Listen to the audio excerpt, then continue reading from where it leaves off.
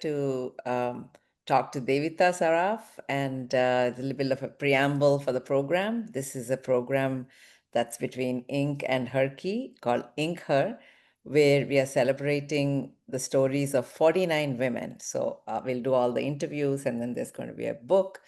Why 49? Because 49.6% of the world is women. So we thought we should interview 49 women. And at least it'll always ask the question, why 49? So it's a great way to remember. So that's the background of the book. And I'm really thrilled to be collaborating with the founder of Herky, Neha Bagaria, who's an Inc. fellow as well in this endeavor. And what excites me is to be able to do as many things as possible in this world in collaboration with others. So this is one of those. So with that, so we wanted to interview some young, successful entrepreneurs, business leaders as well. And so we invited Devita. I met Devita quite a while ago, but she's somebody who started her career very early. At 24, she started a company. So I thought it'd be interesting to talk to her about her journey and discover what makes her her and what can we learn along the way. Um, so with that, Devita, I thought we'll talk about what do you do first. We'll talk about where it comes from, etc. You run View Technologies. I mean, there are many things you do, but let's talk about the business side of things first. And you started this when you were 24. It was you could have joined a family business, which we'll talk about later, but this is something you wanted to start from the get-go. It was at the intersection of cutting edge tech and luxury. So tell us a little bit about how do you describe View, and what was the birth of it? What was it about? Okay. First of all, hello everyone. Thank you for being here. It's wonderful to see Lakshmi again. She's, been an inspiration. I've known her for a long time, and we always catch up in exotic places, like somewhere in Silicon Valley or randomly in a hotel. I'll bump into her in Mumbai. Now I'm seeing her online, and every time I Yeah. meet her, I'm just filled with energy and excitement. So, Lakshmi, again, thank you for making me part of the 49 women, and Neha Yes. and everybody at Herky. Thank you for that. So I'll get quickly started on how I got started in my career. Mm-hmm. I started this company when I was 24. I just come back from the US where I finished my undergrad in business. From a Mm-hmm. young age, I'd been training at the family business of technology, and the sort of expectation was that both my brother and I would join the family business of tech.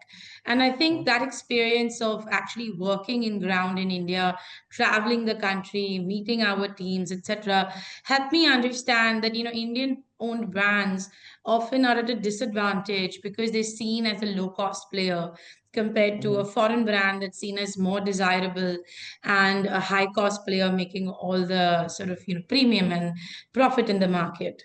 So when I came back from California, I said at the end of the day, I've studied at the enemy camp, as you can say, and whatever tricks, There are no whatever tricks, enemies in the world. We're all friends. whatever tricks, my competition has, I have the same. Yeah. And so my idea was to build a company where I'm blending the worlds of luxury and technology together, which back then everyone thought was an oxymoron and would tell me straight out in my face that how can you blend these two? And I said, you know what? I think as a woman, we add so much creativity and differentiation to our business and the products that we buy. Why is tech such a boring, male dominated, egocentric industry?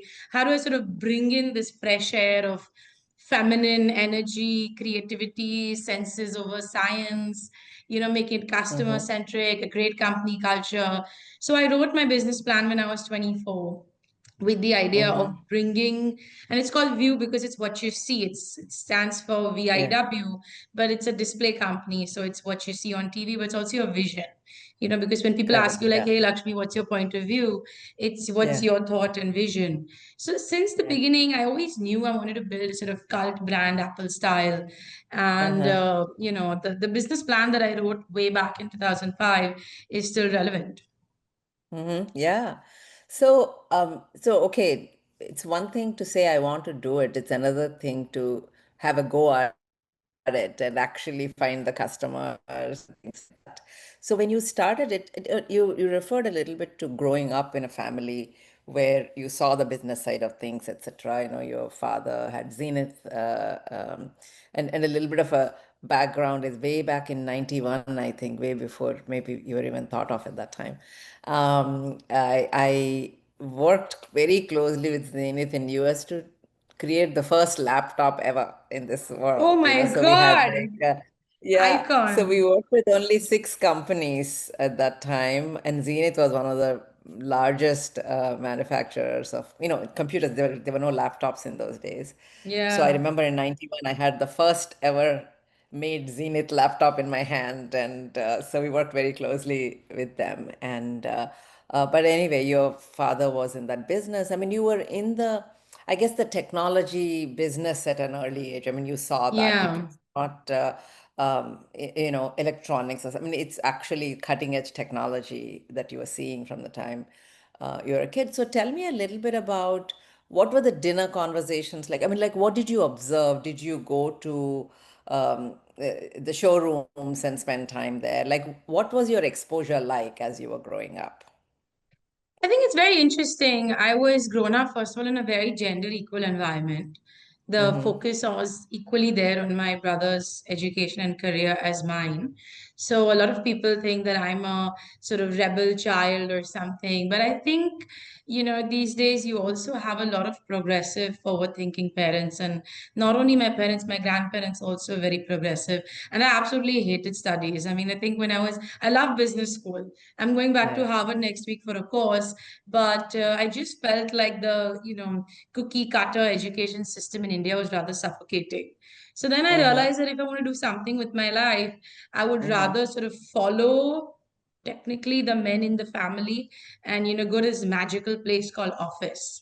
So from a young Mm-hmm. age, whenever there was an opportunity, there'd be an office opening, a Diwali puja, some dealer meeting, some press conference. I would very happily like go along and see like, oh my God, like, this seems like very exciting. I think from a young Mm-hmm. age, I can tell I had this bent for Mm-hmm. office, the sort of business environment, like places of power. I remember as an Yeah. 11, 12-year-old, like I would be reading like Fortune and Forbes and whatever business books my dad would bring, and it'd be like there, it'd be like, listen, this history, geography is going to teach me nothing. Like, I remember reading up all these things when I was much younger. So there's always natural draw towards business. When of course the challenge was there were hardly any women in business. I mean, nobody in my family Right. worked, even though they're very educated. Nobody really had a career. So even starting and running a company was not something that the women did. So it was a little bit of guidance at one side, but a pure adventure on the other, where I was the first person to go abroad and study. And really, all the women would be in Indian homes, you'd have the women would be having the family conversation, and all the men would be talking about budget and technology and politics. And I would like sort of follow my brother and sit in those conversations. And I think I've had that passion for intellect from a young age. And so I Mm-hmm. grew up in an environment which was encouraging, but still very traditionally 80s, 90s India. And then Mm-hmm. navigating my way around it was interesting. I mean, obviously, I had to finish my education. I couldn't, get early on exposure. And dinner table conversations were interesting. But I would always look for little bits of the outside world that I could absorb even when I was younger. Mm-hmm. You It's know, not it's like it was interesting. handed to me or something. Yeah, no, of course, of course. I mean, in fact, I feel that if you're from a family business where your parent already had a very successful business, the pressure is that much more if you start on your own to be successful. You know, like you could have taken that somewhere instead of starting on your own. I mean, everything has its pluses and minuses, and nothing is handed over to you. I mean, in the sense you have to Yeah. work hard at it. But I just wanted to underline one thing. You're saying that you grew up in a gender equal, you know, household from the beginning. And I actually, and you know, like all the men would be talking budgets, women, all these kinds of stuff. To me, it was the opposite. Like in India, we grew up in a household where there were three daughters, etc. So there was never any men, women talking separately. But when I went to US, actually, my surprise, I found that when you go to dinner, all the men would go and talk about whatever technology stocks and all the stuff, and all the women would go. And I wouldn't even notice for a while that I'm standing and talking. Suddenly I look around and say that not a single woman from the party is in this room. They're all in a separate room. Because for me in India, it was more mixed. When I went to US, I found, I mean, of course, in the Indian parties, etc., I found there was more of a this men-women separation. But So also, what was your Lakshmi, to your experience? point, honestly, I also Yeah, think I'm just going to interject here. I also think different parts of India are very different. I correct. Yeah, mean, South India is definitely a lot more gender equal. North India, that right, my family's from, is extremely patriarchal, and West India right. kind of Yeah, hangs that's in true. between. So when I travel Correct. across India, I feel I have different personalities. That's very true. That's very true.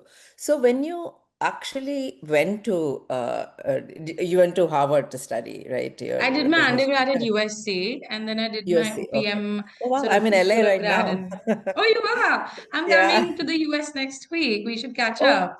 yes, I'll be here. I'll be here. Awesome. Awesome. So I'm on the board of yeah. LA, so I'm gonna go and meet everybody. And Okay. then so I did my master's equivalent at Harvard. So these, hmm but then I also went to LSE and UC Berkeley, and I just love business school. I love the environment.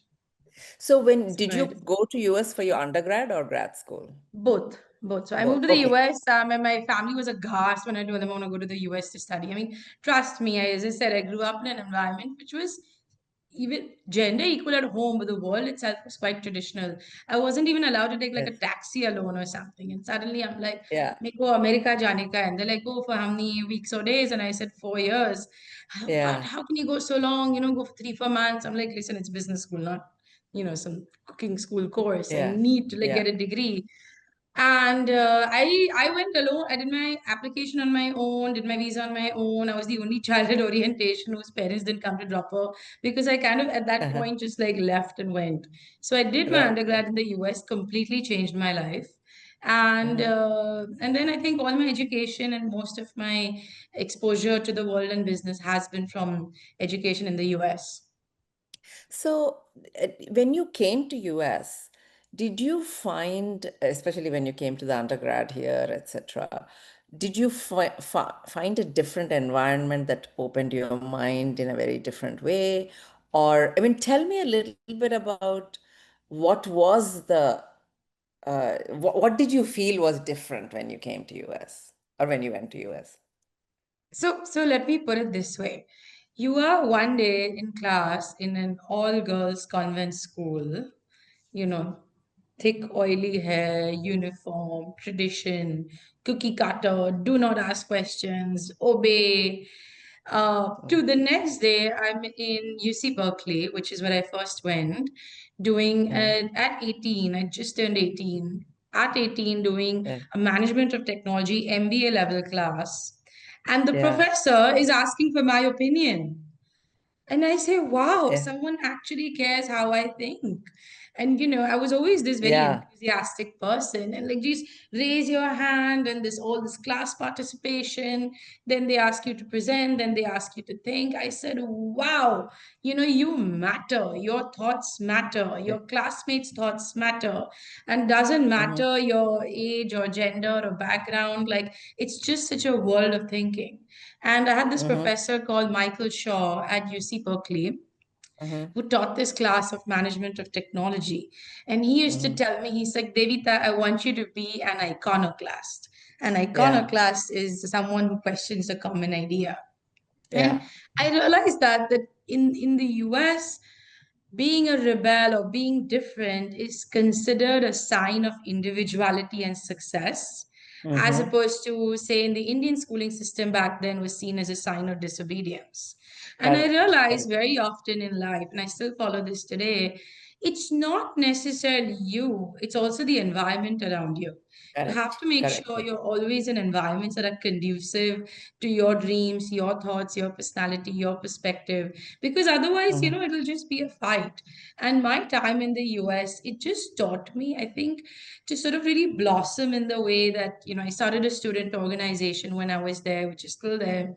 I taught an IT class for $11 an hour. I worked for the college newspaper. I was selected out of 30,000 students. They chose 40 of us for leadership.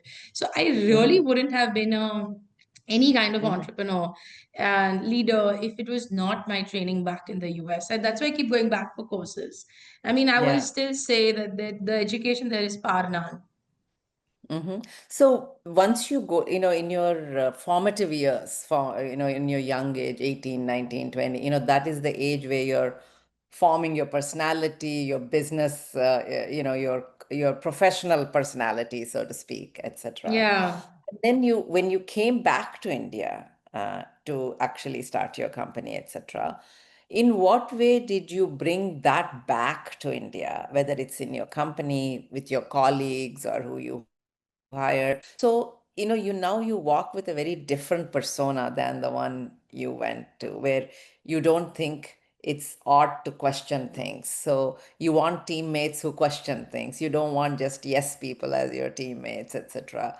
Yeah. So, in what way did that training influence the company you built?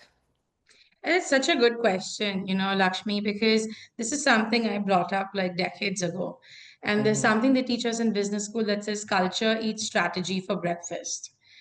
And Mm-hmm. I do believe that you can have all the right people, you can have all the money, you can have all the processes, all the strategy, but if you don't build the right culture, you're not going to Mm-hmm. be able to create it. So when I started my own company, which started out of our own new product development lab, which I'll talk about Mm-hmm. later, Yeah. even till now, it's a very, very equal company. Just yesterday, I was talking to a recruiter.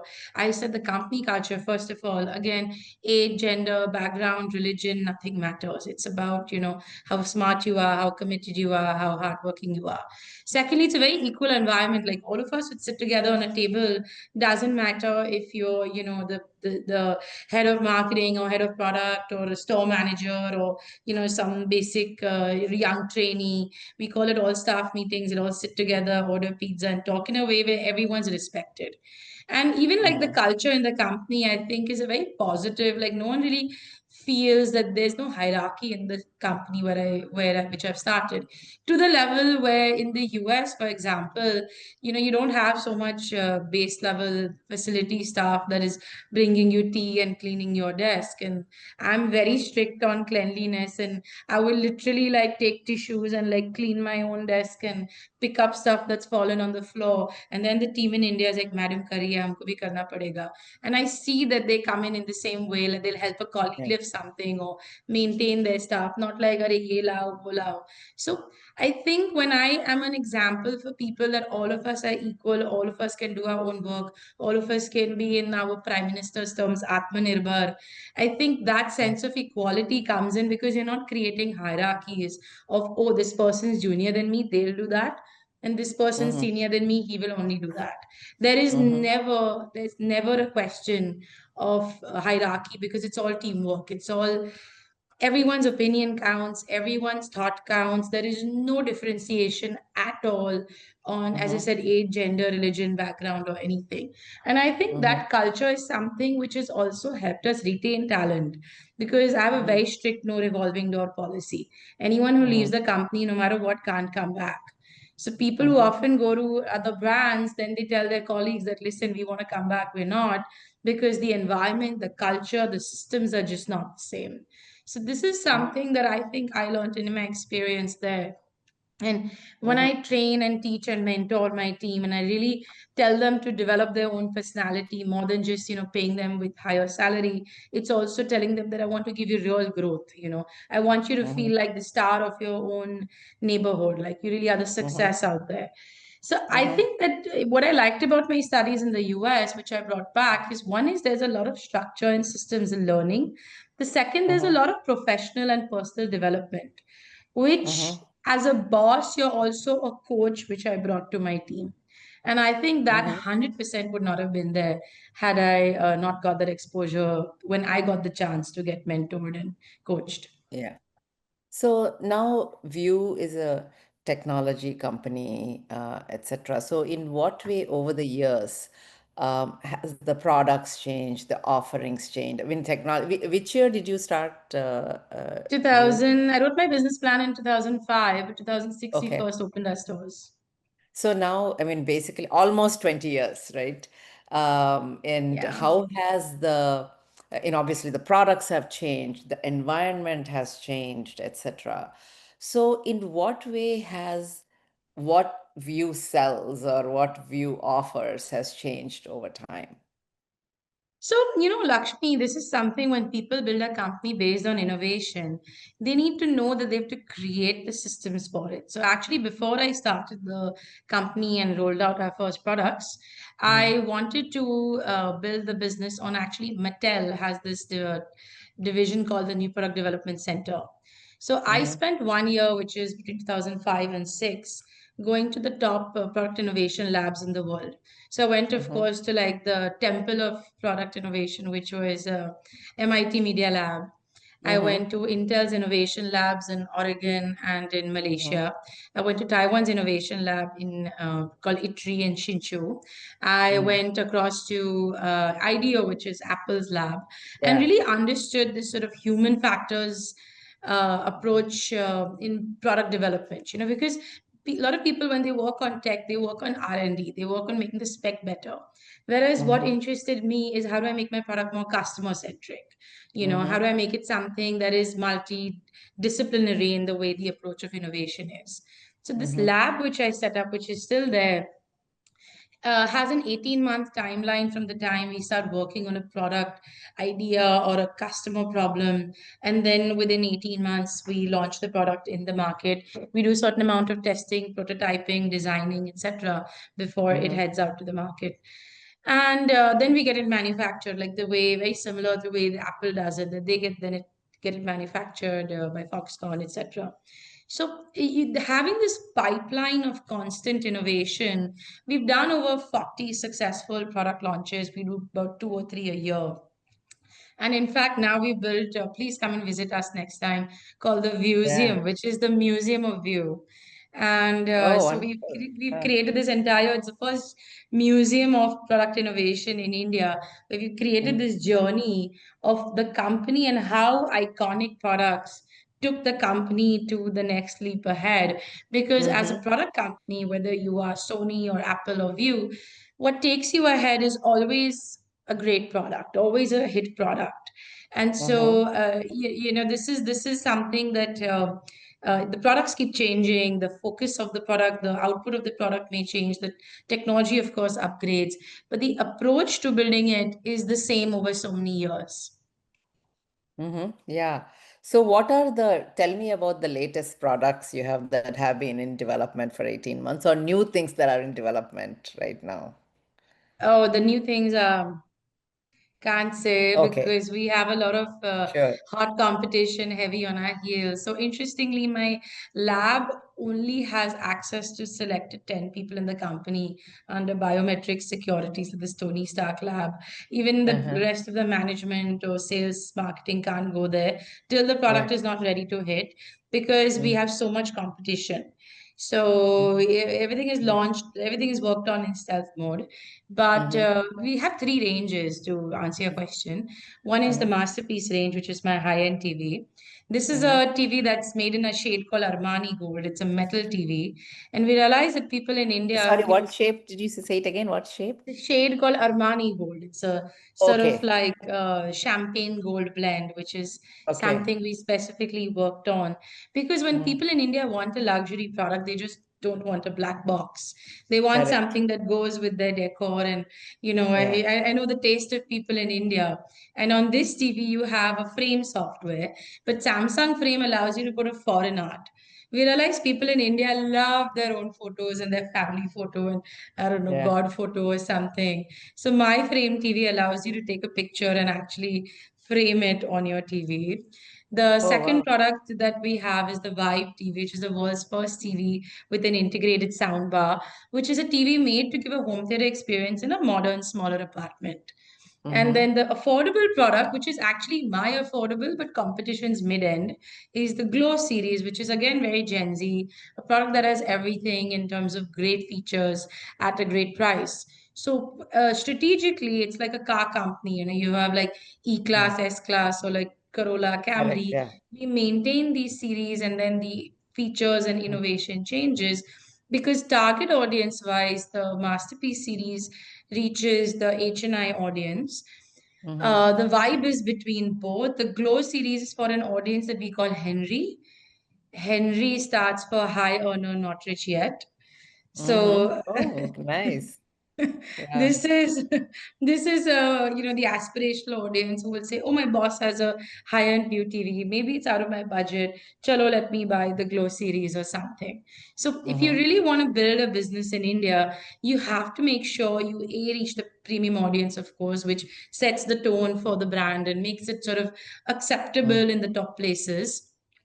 And then the bigger, I would say, the bigger business bet, the bigger area of spending is all this urban, semi-urban youth who's driving, the economy with their exposure to the internet and travel and want these products.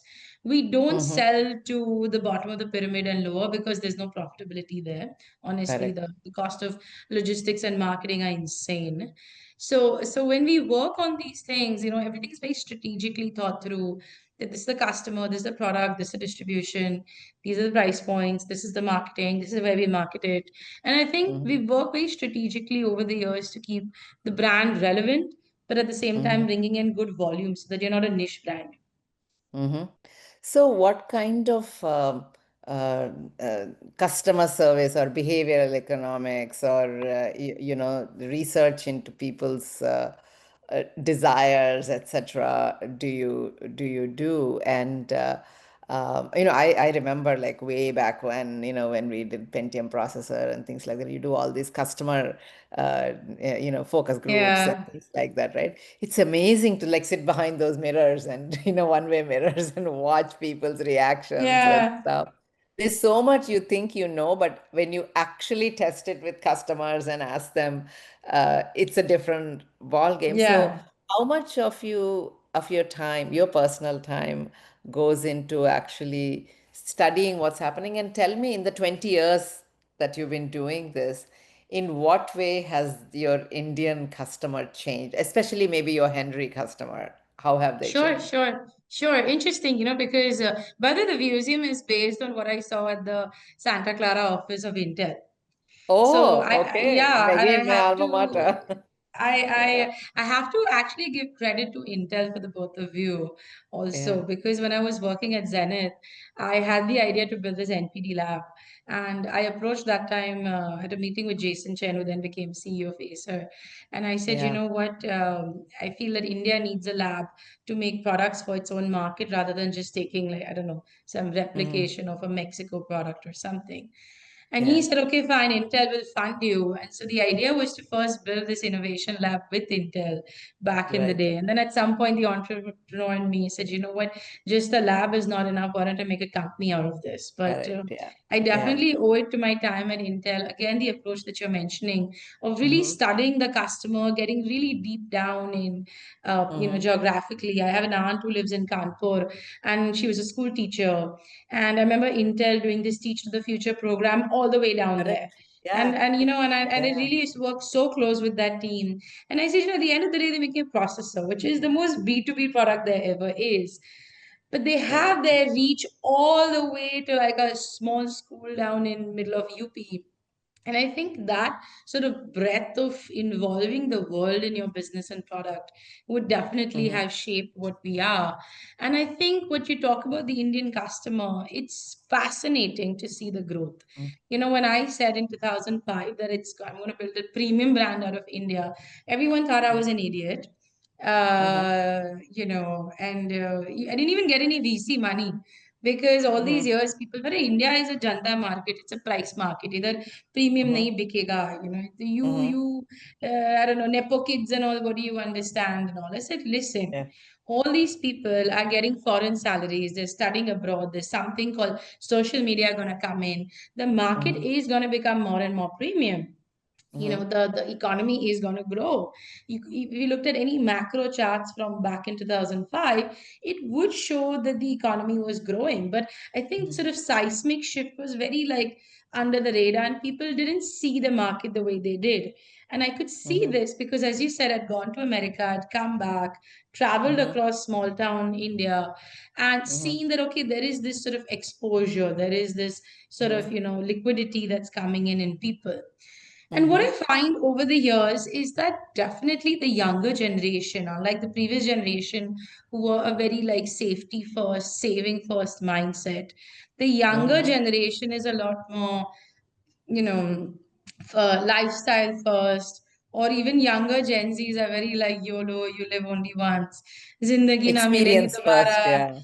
yeah. Like live while you can, like enjoy your life, and are willing to Mhm. spend. So that willingness to open your pocket and indulge in something better is something that I've seen has changed over the past few years. The other Mhm. thing that I'm very happy about is earlier Indians used to think that they are lesser than a foreign counterpart. I don't see that at all happening, at least definitely not in my Yes, yeah. team. But I don't see that sort of divide or fear of a foreigner as such. However, Mhm. one thing that I find in India is people still have the taste is very Indian. Yeah. So if you say that, hey, this product worked in China and it's going to work in America and I'm going to launch it in India, I don't think that's gonna cut it. You need to make what works for Indian taste. So I'll talk to you about one of the most successful innovation in our lab is something that we launched called the cricket mode in TVs. So when you're What is it watching called? cricket mode, cricket. Cricket mode. Okay. Yeah. So, Lakshmi, when in abroad people watch like football or basketball, American football, the ball is about this big, as Yeah. a mass sport.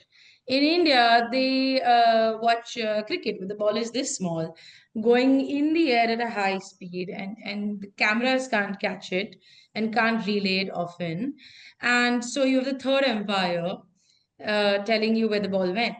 And so we said, how do Correct. we make a cricket match better? So we made something called cricket mode, which is there in all the remotes of my TVs. And when you're watching a match and you click on it, you get the ball visibility and you can actually see whether it's a Oh. boundary or a six or out or something. This is something Uh-huh. we launched in 2019 during the World Cup. Became such a successful feature.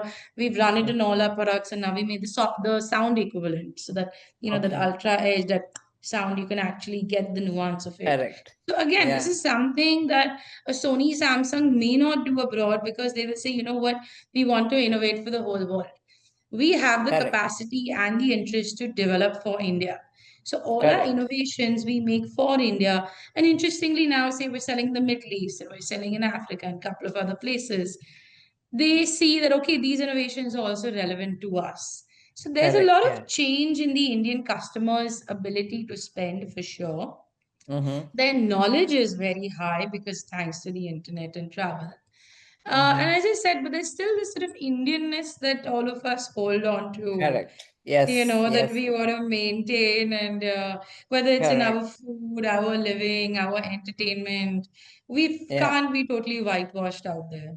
Correct. Yeah. So let's talk a little bit about since you're talking about Indianness, etc. We were talking earlier about the piece of art behind you, and you collect Indian art. So tell me a little bit about all the art you collect, and you said it's all done by Indian art. So this is maybe your Indianness is coming in, even though you're in a white shirt and all this this thing. You're surrounded by very Not wearing a Indian. beautiful sari like Lakshmi. You gotta teach me how to wear a sari that well. Every time I wear a sari, I'm like, either I think or I like, keep the sari confidently on. I don't wear a sari that often, although I love it. Yeah, Yeah, so you're saying we when will you're work on it. No, I Yeah, think my background, honestly, apart from business, has strongly been design. yeah. So I did everything from jewelry design. I have a diploma in jewelry design. Mm-hmm. to Ikebana, which is the Japanese art of flower Of arrangement. I have a course. teacher's diploma in that. To studying a Yeah. lot of Indian art and design. I actually am, trained and qualified to be an artist in different ways. And Mm-hmm. a few years ago, I was living with my parents. I said, you know what, I want to buy my own house. And they were aghast. I said, oh my God, how can you move out? And I said, listen, if I was in the US, I'd get my own space. And they were absolutely shocked because girls in India didn't move out. And I had the Correct. money to buy my own house. I just didn't have societal permission. But what I Correct. Yeah. don't care for is societal permission. So I Yeah. went ahead and I bought myself this Mm-hmm. beautiful house here. Give you a tour Mm-hmm. maybe at some point at Yes. Yeah. Altamount Road. That's my big Uh-huh. 98-inch TV at the back. Yes. Yeah. And it's a beautiful space, built it all completely on my own. And I decided when I was building it, that the only work I would have is by Indian female artists. So I have Mm. a couple of pieces in my guest room, my bedroom, etc. But this one here is a special piece. It's done Yeah. by someone called Natasha Mehta. Uh-huh. She's actually the daughter of this iconic fashion designer, Krishna Mehta, who's done a lot of Okay. work in Indian arts and crafts. And this Mm-hmm. was a photo of mine from a magazine. But I wanted to Mm-hmm. create something on the concept. Instead of just putting a photo, family photo, which I have in other rooms, I wanted to Yeah. make something which is the concept of feminine power. So we took Mm-hmm. this picture, and the whole thing is actually embroidered. I have to show this to you. It's not a Wow. painting, it's a tapestry. So if you see, Oh, all of this is wow. actually embroidery and Oh sequence, my goodness. etc. That's And it's beautiful. and it's a mix of Uh-huh. flowers and Uh-huh. glass. So Oh, it's about wow. shattering the glass ceiling, but Uh-huh. doing it in a feminine way that Right. this, Yeah. art represents for me. And it's made Yeah. fully by Indian artisans. And for Yeah. me, it's Right. about like there's a lot of pathos I feel in like Mm-hmm. modern Indian art. But what I like is when you take Indian art and bring it in a more feminine, strong, happier way. So Mm-hmm. this is one of my pieces that I've sort of co-created, and I do that all the time. Mm-hmm. As I said, like I think feminine creativity is really what's changing the world. Mm-hmm. So Yeah. I got so involved in talking, I've completely forgot we have audience questions. So let me take a few audience questions before I come back to the one or two questions I want to ask you.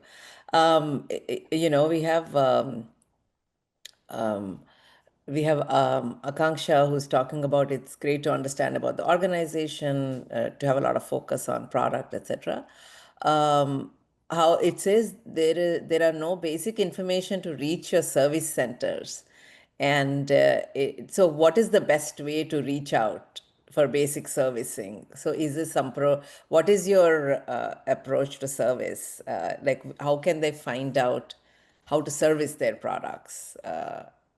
Yeah, I think what happens is these days, customers, we do our own customer service. We actually have the best customer service in the country because it's fully in-house. It's an ISO 14001, 9001 certified Mm-hmm. center. But what happens, people want to reach us in different methods. Earlier, it used to only be by phone. So the best Mm-hmm. way is to just go on our website, viewtvs.com. You can DM us on Instagram. You can call us on 4541 7000. You can Mm-hmm. email us on contact@viewtvs.com. We don't have Twitter and we don't Right. have like open comments. So a lot of Mm-hmm. people, when they want to reach us, they go straight to Twitter or find a comment section, which we Mm-hmm. don't put in because it's become very political. So it's a Right. little Oh, traditional way, but you interesting. got to Yeah. call us or WhatsApp us. And that's Yeah. how you can reach us. We decided actually to not do Twitter like years ago because Uh-huh. we felt it's just becoming like a rage platform. But Yeah. unfortunately, in customer service, a lot of people still think that's the place to go. So please, Right. Akanksha, or you can just Yeah. DM me at Devita Saraf on Instagram, devita@viewtvs.com on email, and you will get all your answers. So there is a question I do want to ask because we were talking about the art, etc. earlier. You always talk about a certain feminine approach to leadership also. It's something you wear very strongly, and it doesn't mean only women can do it, but there is a feminine approach to business. So, do you want to talk a little bit about that as to what is it, who were some of the people you were inspired by, and Yeah. in what way has that served you? So I'll tell you, um, when I was doing this leadership class in the US, we had to write a paper on role models, and the Yeah, role models were Steve Jobs and Bill Gates and, whichever American president was there at that time, and yeah, all these like older white men. And they yeah, were considered leaders. This is like leaders have to yeah. be older, male, and white. Right, yeah. And I went to my uncle who lives in Palo Alto, and I said, "Listen, Mm-hmm. just I like business school, but they just I get very confused because the leaders they talk about, I am brown, young, and female, not old, white, and male. Like, how do I become like them? Like, what am I supposed to do?" And my uncle, my dad's older brother, he lives in California, who's also in the tech business. He Uh-huh. said, very interesting. He said, in Hinduism, the most important portfolios of finance, education, and defense were held by women, which is Lakshmi, Saraswati, and Durga. Yeah, yeah. And the side portfolios and all were actually given to the male gods. And Yeah. if you study a lot of, again, like, Hindu mythology, not from a very necessarily religious perspective, but also from a very symbolic perspective, you'd Mm-hmm. always see like Indian devis be resplendent, in this beautiful sari with jewelry, soft, feminine, but at the same time, very firm and strong. At the Mm-hmm. same time, with this, sort of vahan and the support system, this multitasking, etc. And he told me, he said, you should bring back that feminine power, which was so Mm. actually inherent to India, because up until Right. the 13th, 14th century, the scientists in India were actually women and they were called the Right. Rishikas you know Mm-hmm. and so then I got into the study of what is actually feminine power, and I think at some point I want to do my PhD on that subject because I think it's a kind of Yeah. lost art, because as I Mm-hmm. said, patriarchal Indian offices I go to will have this beautiful big like Lakshmi Puja and there are no women, and I'm Correct. like Yeah. and Yeah. I'm like, what's the point of bringing Lakshmi home? You gotta, Yeah. there are things that women add. And I think what I like about feminine power are, again, a very human aspect to things. So, for Correct. example, customer centricity, or taking care and creating a great employee environment, or creating for working towards a larger purpose, or even the fact that your products are marketed and sold through design, through creativity, because the opposite of that is a lot of ego. It's a lot of fight. It's a lot of one-upmanship. And I always say this, my job is not to fight competition. My job is to acquire customers. Yeah. So, So so, true. so in that Mm-hmm. perspective, I will definitely say that the feminine part of recognizing powerful, but at the Mm-hmm. same time soft, beautiful, creative, understanding, human, Mm-hmm. natural, circular is a very, this kind of balance is something that India's had and India Mm-hmm. can bring. Because even in the US, when often I'm asked to speak at forums or something, I feel there's a sort of emasculation of working women. Mm-hmm. Whereas in India, I feel there is this opportunity for women to maintain their Mm-hmm. authenticity, their identity, their culture, and bring it to, the Mm-hmm. workplace and everything that they do. And Mm-hmm. for that, even the women in my company, they're very like firm bosses and managers and leaders, but they're Yeah. not men. Yeah. They don't have Right. to. I feel when women lose their femininity, they become unhappy, and then there's a lot of Mm-hmm. infighting, which is not an environment you want. But when women are happy, the earth is happy, people are Yeah. happy. And it's very important that we bring back this sort of lost direction of balancing yin and yang, balancing left and right, balancing right brain logic, and no, right brain creativity and left brain logic, and bring and Mm-hmm. into that business and idea. And I think that is what I'm sort of most passionate about outside of having built the business, is blending Mm-hmm. these two worlds where, you don't see me different than who I am just because Yeah. that's what an investor wants or an employee wants or my, I don't know, supplier wants or something. Yeah. I do have to say, like earlier in my career in US, I used to feel that to be taken seriously, I should dress like a man. Like I had power suits, Thanks. I'd wear a tie, I would wear like those horrible, I don't know how, I hope I don't have any photos of I those, want a those picture of bolo that, Lakshmi. yeah, God. Like those, I don't know, those bow ties and bolo ties. I mean, like I would like dress like that. But after a couple of years, I was just like, I hate this. And even to Intel, I would wear a sari every Friday. And, Portland, Oregon, where there's like, I've been 92% to white that people. office. Yeah, 92% white people. I would show up in a sari every Friday. Then I thought about, Lakshmi. yeah. Then I thought about, when I was growing up, I saw my aunt who ran school, and, the bank managers everywhere in our neighborhood were all women. The principals were all women. Doctors, I had so many doctors who were in my family, and they all wore saris, and they had a presence when they walked into the room. So I was like, but somehow you think in the business world that I have to dress differently to project power or, whatever.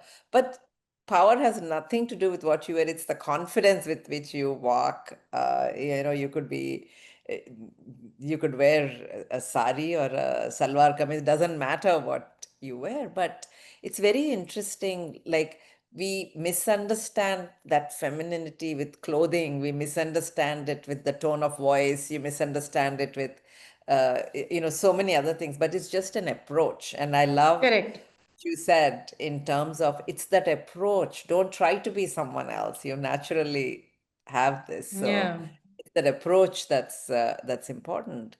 So I have one final question for you. You're too young to ask about your legacy, but you're also somebody who started your business very young. I mean, you've been running this business for 20 years. And I know. the thing is, you're in a technology business, so the business changes all the time. I mean, what you're doing now is nothing what was 20 years ago in a lot of ways. So it's being reinvented. But do you ever think of, you know, do you just go off become an artist, or do you ever think of doing something totally different, or do you think of this, expanding on view for another 20 years? Like, 20 years is a good chunk of time where you stop and you look at what you have done, and you're still very young. You have another 40 years of energetic work life left at a minimum. So since we all live to be 80 or 90, so you have a lot of time left. So do you ever think about what is it for you? What is development for you? What are some things you want to try for yourself? Yeah, I mean, I'm glad you asked that because, one thing, Lakshmi, I realized that as entrepreneurs, we are in the sort of, driving seat of our own lives and careers. No one's Yeah. pushing us in a direction. We have to choose a direction. And so it takes a lot of like self-reflection, planning, thinking down in Gen Z terms, manifesting, working towards goals. I mean, just over this past 3, 4 days, it was raining cats and dogs in Bombay, and we had to stay home. And I literally was having this moment of like, oh my God, I'm not doing enough with my career. You need to do more. And I think that's a great sign because as entrepreneurs, we sometimes can get into a comfort zone. All professionals can get into a comfort zone. Correct. And you Yeah. need those moments where you step out of your daily grind and Mhm. you look at it from a bird's eye view and you say, okay, this is what I'm currently doing. Where do I want to take this next? Because, the direction that Right. I go in is also the direction that my team goes in, my company goes in, etc. There are a couple of things that I have in mind for that. First of all, what I absolutely love has always been leadership. You've Hmm. seen me be involved with so many things, even in the Correct. past. Leadership is something that I care a lot for, and definitely leadership within India because I feel that there's so much groundwork to do. So, politics or not, but definitely leadership is one. The second thing, which I think I enjoy, is I enjoy being a brand builder.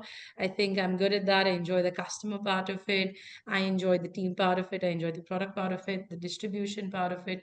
Messy, but happy to do it. I would Mm-hmm. love to be like a sort of Bernard Arnault and have like a conglomerate of different, Yes. you know, Indian successful brands and products that we can sort of take to the world and build economies of scale. That's Mm-hmm. the second thing that I want to do and can do. The third thing again is question of how and what do you want to control? How do you want to control your money? This is very important. So Mm-hmm. we had this class at Harvard called "Do you want to be rich or do you want to be king?" Do you want to own 20% of a 1,000 crore company, or do you want to own 100% of a 100 crore company?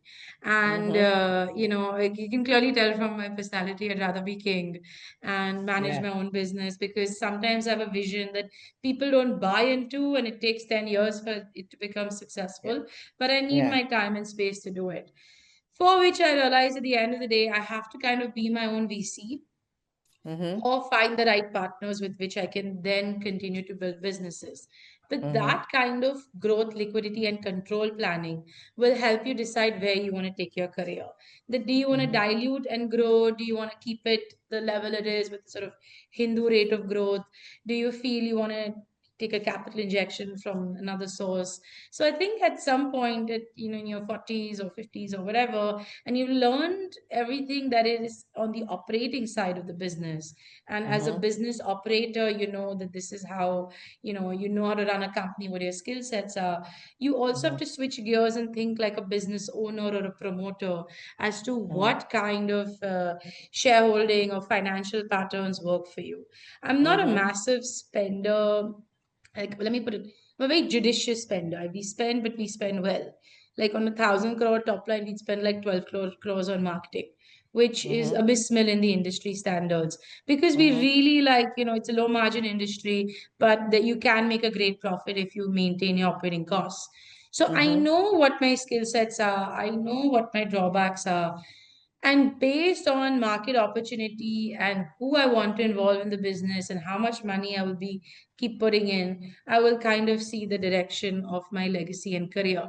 What I don't want to do is have too many other people calling the shots, you Yeah. know. so Yeah. so Yeah. so you Yeah. know, you either wait for like the perfect partners and they really get you and take your time to do that, as or just sort of wing it on your own, rather than, I'm never in any rat race with anybody in any case. I mean, all the startup Yeah. founders are my friends because I don't compete with them. You know, I've gone for my Yeah. competitor's wedding, interestingly. So for me, Yeah. it's more about, at this point, you know, when you think about business, the adventure you have at 24, you're out and about, and you're like, I'm going to Mm. this lab, or I'm going to this store, I'm going to meet this dealer, I'm doing this. At this point, you're like, okay, this is the money I'm bringing in, this is the time I'm bringing in, the skill sets I'm bringing in. Where Mm-hmm. can this technically go? And most Mm-hmm. importantly, on top of it, what excites you as an entrepreneur? Does the Correct. creativity excite you? Are you just someone who needs something to do? Is leadership in a higher purpose that interests you? Are you someone who Mm-hmm. likes being a hands-on operator? Are you saying, okay, now I want to take a step back? So Mm-hmm. I think for me, my legacy has to be about leadership and thinking big, Mm-hmm. about really knowing what I'm good at and making sure that you follow the money. Yeah, I do want to wrap up on something you said, which is extremely important, is that you need to know yourself.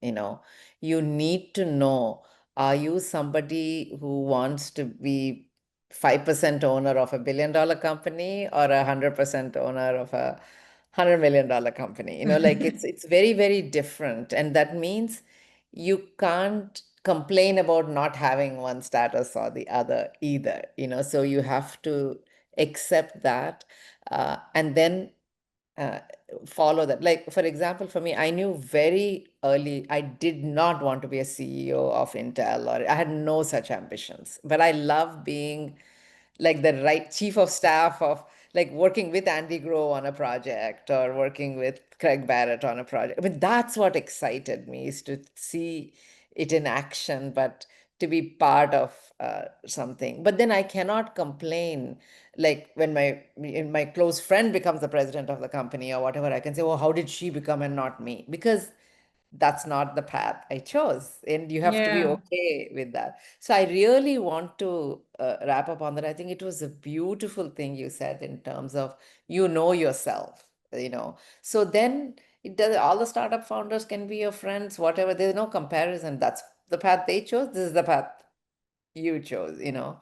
So I really Yeah. want to say that's really beautiful. And I think what I also want to commend you on is you've actually done very daring things, like you've been your own brand ambassador for your company, and why not, you know? So there's a lot of things that people could say, people would shy away from, and you didn't shy away from that. And to say that, hey, I'm going to do a luxury product and not be apologetic about it, then just go all the way with that. And I do want to say at the end, I love what you said in terms of you need to Indianize everything, you know, like in the frame product, like you said, in terms of give them putting their own photos or whatever is important for them.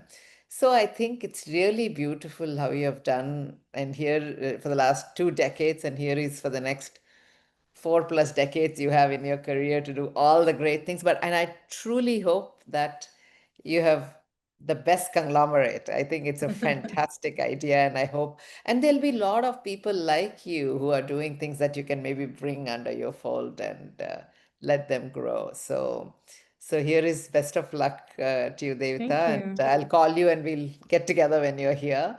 And thank you for a great time. Thank you. Thank you, Lakshmi. I will say genuinely, you have been an inspiration every time I meet you. As I said, I still remember I just gotten off the BART station in Northern California in Silicon Valley, and we Yeah. met at a coffee shop, and I was getting a coffee, and probably my third coffee of the day. And Lakshmi was like, "I'm like, won't you have one?" And she said, "No, we don't do small vices." So, I Yes. mean, that that kind of discipline, is Yeah. something that I really, and then I'd come to your beautiful home in Bombay. You had all Yeah. this mix of music and culture. And I think it is right. Like, I think if you surround yourself with visionary people, you will be inspired and learn from them, as opposed to ever looking at somebody as competition and thinking Yes. of the opposite end. So I think that masculine trait of everything's a fight and business is war, to a more feminine approach to like co-creating is hopefully the future. And it's good to know I have a place to host parties in Bombay now. So My beautiful place for apartment. sure. Yes. Please come and Yes. stay with me. Yes. I'm always collecting homes and dinner places. So there you Apna hi go. ghar samjho. And there's a nice big view TV in which you can Yes. present. Watch my, binge watch whatever shows I want to. Correct, correct. So Let's thank do you this. so much for your time, Thank you, Devita. Lakshmi.